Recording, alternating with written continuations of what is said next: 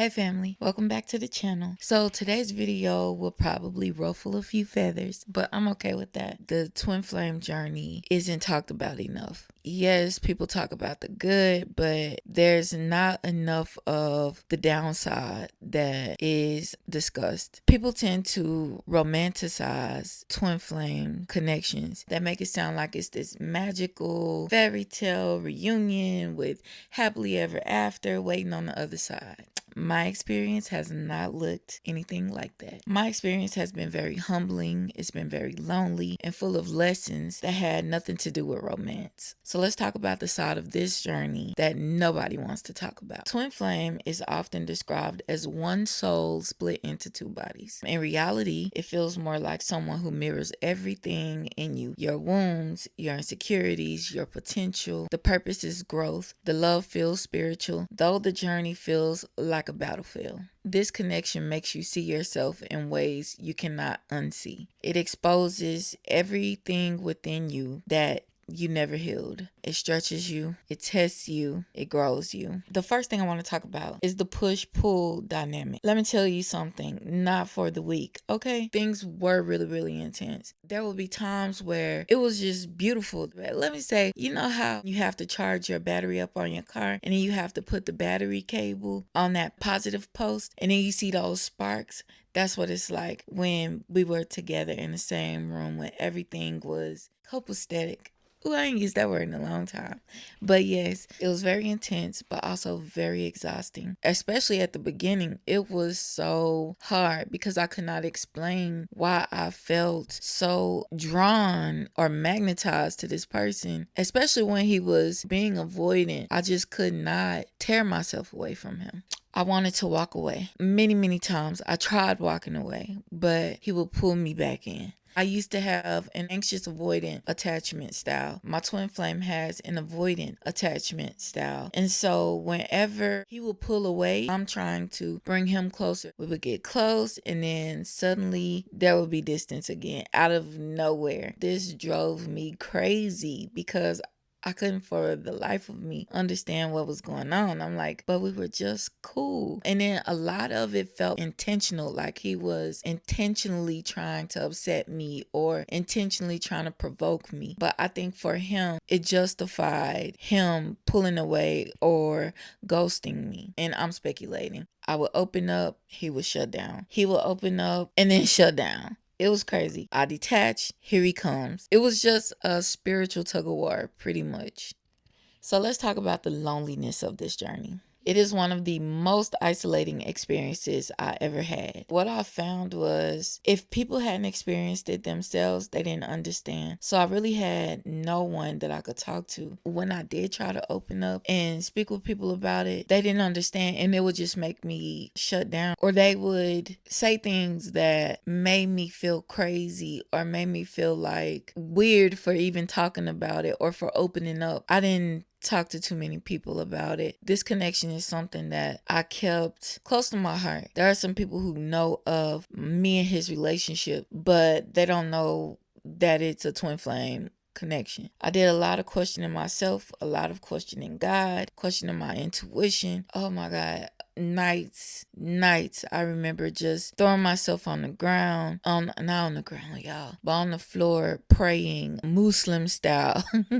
I'm talking about forehead to the floor, just in agony because I didn't understand it. And I didn't understand why it hurt so bad, why it triggered me so much. It brought me closer to God.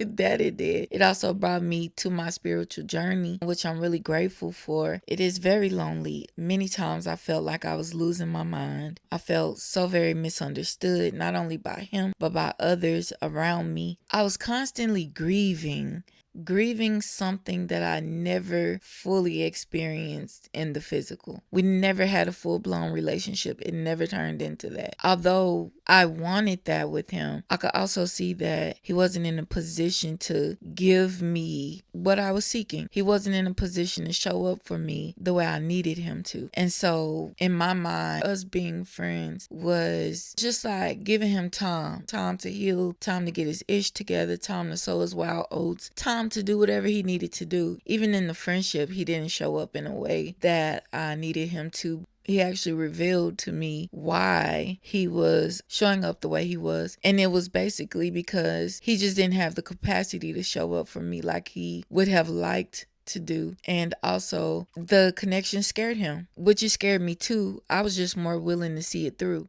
The next thing I want to talk about is all the times I watched him choose other connections over our connection. I watched him move in and out of relationships that were very unhealthy. I watched him marry someone he barely knew while I waited for him to choose me emotionally. I watched him go back to the situation, many situations that hurt him. It felt like spiritual torture, y'all. It was literally heart-wrenching. It really was. I think the hardest part about it was I knew what the connection was. I had found a title to it. I had found words to it. And finally it made sense for me. But the hardest thing was him not knowing. I refused to tell him or make him understand what it was. I left that up to spirit.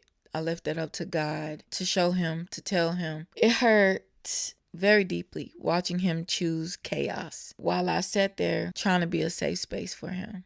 I thought if I proved myself, if I loved him harder, if I continue to stay and not give up, eventually he will see me. I watched him be everything with everyone else that he refused to be with me. That broke my spirit in ways I will never forget. Next thing I want to talk about is how I betrayed myself to be chosen. I kept shrinking myself. I lowered my standards. I overgave. I accepted crumbs. I abandoned myself to avoid losing him. A lot of the times he would complain about how so many people gave up on him. He talked about the trauma that he endured in his upbringing, the issue with his mother, which was really huge. And I just kept thinking, I can't give up on him. I don't want to, abandon him. I don't want to. He already had abandonment issues. His father died when he was young. Even though it wasn't my job, I am a natural giver. It's really hard to not give. I pretty much made it my job to be a safe space for him, to be there even when he would disappear for months on end. Whenever he called, I was there. In doing so, I betrayed myself over and over. He's a very handsome guy, very popular. I heard many times, oh, it's because he looked good. It wasn't about that for me. The fact that he looked good was a plus. I'm a personality girl. It was his soul for me. His soul was beautiful. That's what attracted me. That's what made it easy for me to continue betraying myself.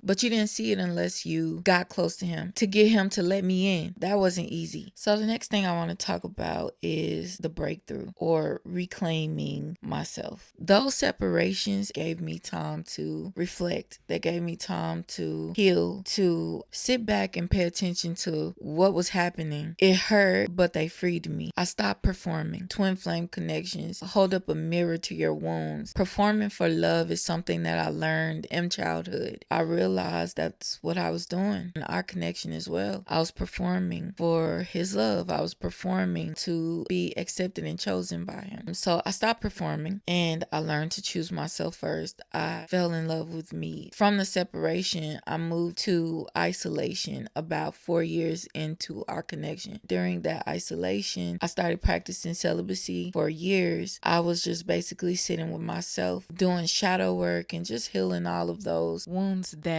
he was showing me in myself. It brought me to self-love. I learned that unconditional love does not require self-abandonment. People say they want unconditional love and people think they show unconditional love, but unconditional love doesn't require you sacrificing yourself. And I learned that the hard way. The day I released him was the day I reclaimed myself. I stopped waiting for him to choose me. I stopped betraying my own heart just to keep him in my life. My healing came when I closed the door, not when he walked back through. Although this journey was very tough, it was well worth it. I know I talked about a lot of the issues that hurt me and had me hurting myself, but this journey taught me so much. I learned that love has to be reciprocal. I learned that unconditional love does not mean unconditional access. I also learned that soul connections are not meant to be relationships. Not saying that they cannot. I learned that I'm enough without exception. I am enough just as I am. Unconditional love actually starts with me. I had to realize that the real purpose of this journey of our connection was not a romantic relationship. It was self-love.